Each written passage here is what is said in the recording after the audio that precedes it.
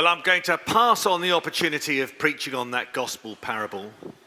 That's a very difficult story to understand. The parable of the dishonest steward.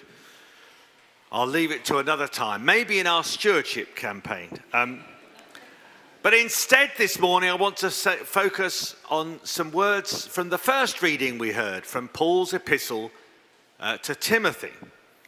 That's full of good stuff, and it starts with some very helpful and timely advice about our prayers and who we should be remembering in our prayers. And then it moves on to say something profound, simple but profound. Paul says, God desires everyone to be saved and to come to the knowledge of the truth. And I want to stress that word, everyone. God does not have favorites. There is nobody outside the bounds of his love. He calls all people to himself. And this emphasis on the inclusivity of God's love for his people is picked up later when St. Paul says that Jesus Christ gave himself a ransom for all. Not some, not his favorites, not even the religious, but for all. Jesus Christ gave himself a ransom for all. And St. Paul here is echoing a deep biblical theme. Remember what St. John said in perhaps the most famous verse in the Bible, that God so loved the world that he gave his only son.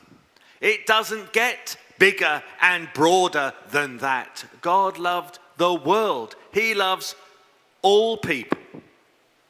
God's desire and his love reaches for all people. He wants everyone to know him, to come to a knowledge of him. And that's why in our tradition of Episcopalianism, we baptize infants, as we'll soon be having the pleasure and privilege of baptizing little Rachel.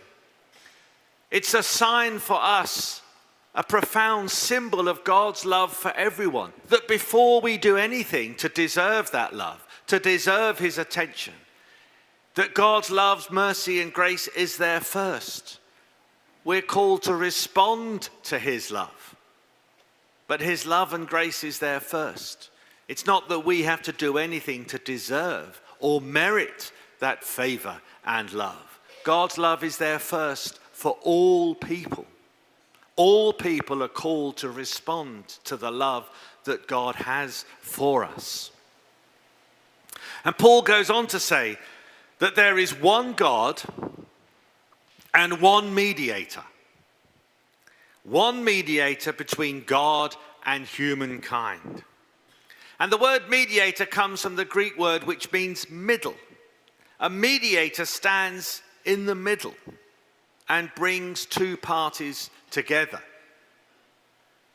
I have a very annoying advert that keeps popping up on my phone. And I don't know why, because I don't normally look for military equipment on my phone. But it's for military-grade binoculars. And what this advert says is that, and it keeps coming up, it says, these binoculars, it shows how amazing they are and how soldiers use them in war. And it says, now available directly from the manufacturers, that they're not available in shops, or you just have to buy them straight from the manufacturer. In other words, cut out the middleman. This is a great deal to get your military-grade binoculars. I've ignored it so far. And we're often advised in such adverts that a middleman is bad. That things are much cheaper, much better if we cut out the middleman. And that might well be true if you're buying military-grade binoculars or whatever. But when it comes to developing a relationship with God, the Bible makes it clear that we need a middleman. And that mediator is Jesus Christ, who stands in the middle between us and God, bringing those two parties together. The simple fact is that left to our own devices, we would not be able to work our way to God. We couldn't figure it out. We're dependent on God revealing himself, making himself known in the person of Jesus, our mediator, to introduce us to God, to tell us about God, to make clear the fact to us that God's love is for all people and extends to each of us. Jesus is our mediator. He is God in a form we can understand, and he not only shows us the way to God, he takes us there. He leads us into God's presence. The gap between us and God was so vast, so deep because of the estrangement that comes by the sin that we're trapped in, that we needed a mediator to bridge that gap. And Jesus, our mediator, does that. He bridges the gap between us and God. When I was back in London, I was reminded of the importance of bridges. There was a story in the paper about a little village in a county called Shropshire, where the bridge had been washed away, that was on the road, only road out of town. And to get to the next door village, they now had to drive into Wales to come back into England to get anywhere. The villagers said that they were marooned. One very irate villager called Margaret said this to the reporter in a wonderfully British, understated kind of way. It really is quite upsetting.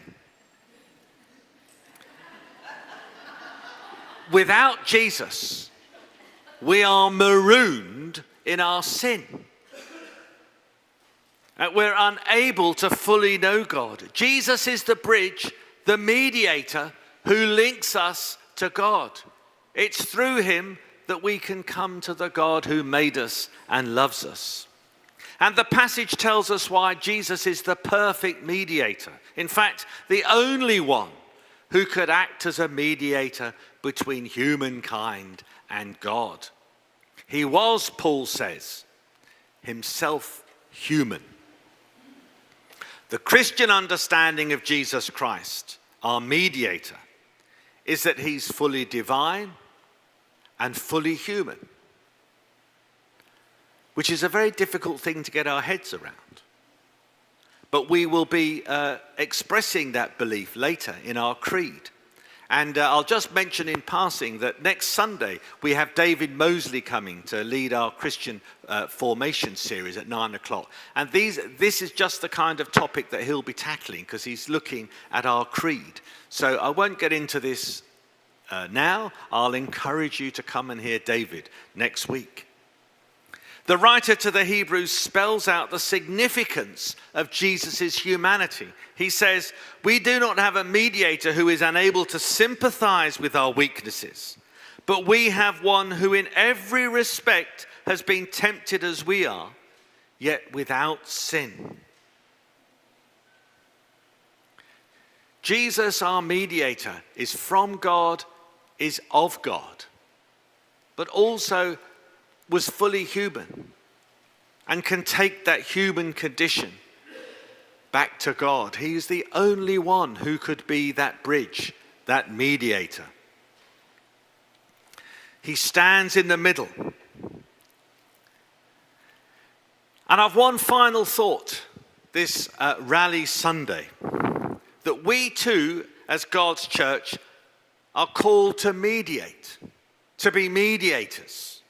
We're not a club. We don't come together every week simply to share our own particular ecclesiastical tastes. We have a mission. We have a message. We have a gospel to proclaim. We're called to mediate between the God of love and our community and the world. We are charged with the responsibility of introducing God to those around us, to those who don't know the wonder of God's love. We mediate God's love to our community, and we'll be reaffirming that commitment later when we say together our baptismal covenant. When we say this, will promise to proclaim the good news. We promise to serve our neighbor. And we will promise to strive for justice and peace amongst all people. We're to mediate.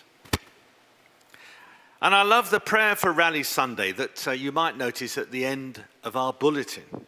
It begins like this: my parish is composed of people like me. I help it make it what it is. And it goes on, it will bring others into worship if I invite them. May we here at St. James, who know the boundless extent of God's love, be mediators between God and humankind. May we strive to be mediators ourselves between God and his world, as we know Jesus to be a mediator for us. And Lord knows that our world needs mediators now more than ever. Amen.